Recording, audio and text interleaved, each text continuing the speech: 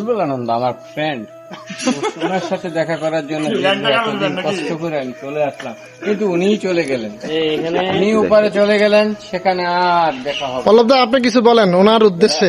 এই বুলবুল আনন্দের সাথে আপনারা কিভাবে যোগাযোগ করবেন? উনি আমার ঘনিষ্ঠ বন্ধু। ও তো হোয়াটসঅ্যাপে এখন আর উনি বলে গেলেন না, 1973 সালে ওনার সাথে একবার কথা হয়েছিল, তারপর আর দেখা হয়নি। সজীবদা কিছু বলেন এর উদ্দেশ্যে। ওনার বয়স আর আপনার বয়স কত? ওই চেন চেন সজীবদা, এখন আমরা কোথায় যাচ্ছি?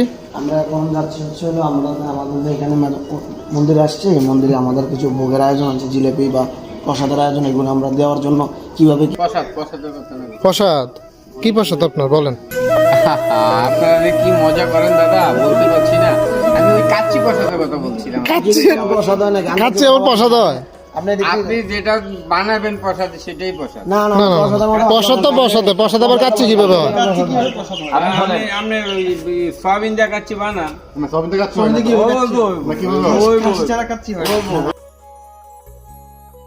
স্বামী বুলবুলানন্দ আশ্রমে বুলবুলানন্দ, আর উনি হলেন সমাধিগত নির্মলগিরি মহারাজ।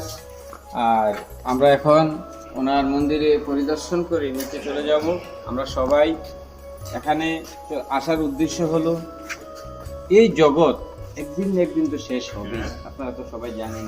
সত্যযুগে যখন হিন্দুদের সৃষ্টি হয়, তখন থেকে প্রথম দুর্গাপূজার আবির্ভূত এই নেতৃত্বে আমরা এখন চলে যাব নিচে একটা মন্দির আছে, ওখান থেকে আমরা ঘুরে প্রথম নিয়ে আবার চলে যাব আরেকটা কালাচাঁদ ঠাকুরের আশ্রমে। ওখানে অনেক দেখার মতো সুন্দর দৃশ্য।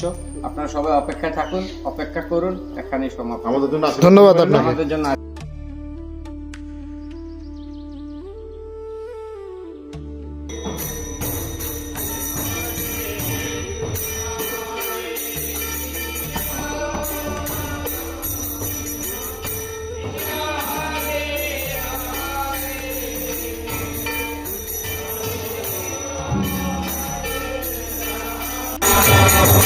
Thank you.